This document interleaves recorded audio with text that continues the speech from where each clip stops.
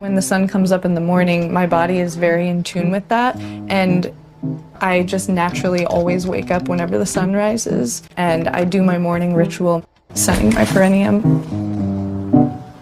I like to place my perineum directly towards the sun because it's the divine masculine energy that activates it.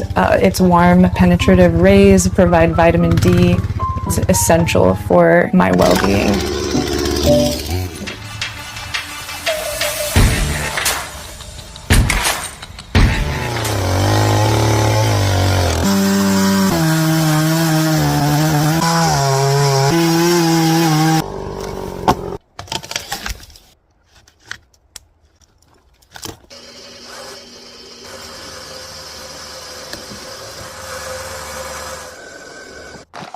So we've got 3 videos we've released in tandem.